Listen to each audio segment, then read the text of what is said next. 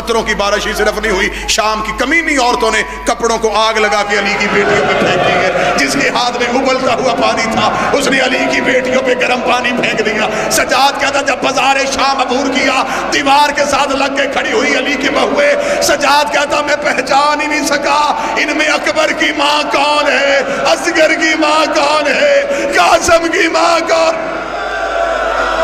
اللہ ان نوازوں پہ رحم کرے۔ محمد کی بیٹی تمہیں کسی کا محتاج؟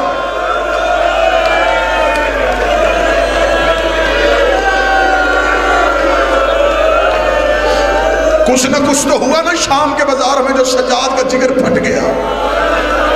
غربت نہیں پڑی گئی، کیسے گزری علی کی بیٹی؟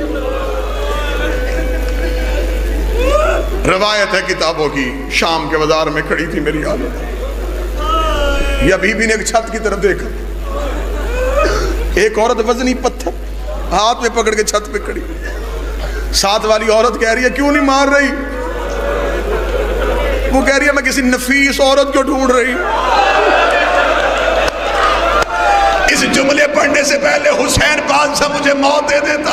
ادھر سے اصغر کی ماں رباب اس کی چھت کے نیچے سے گزری، اس کمینی عورت نے پتھر گرایا، زینب نے گرتا ہوا پتھر دیکھا، زینب کڑیوں میں تڑپی، زینب رو کے رباب کے سر پہ آئی، پتھر علی کی بیٹی کی پیشانی پہ لگا، رباب رو کے کہتی علی کی بیٹی تو کیوں زخمی ہوئی؟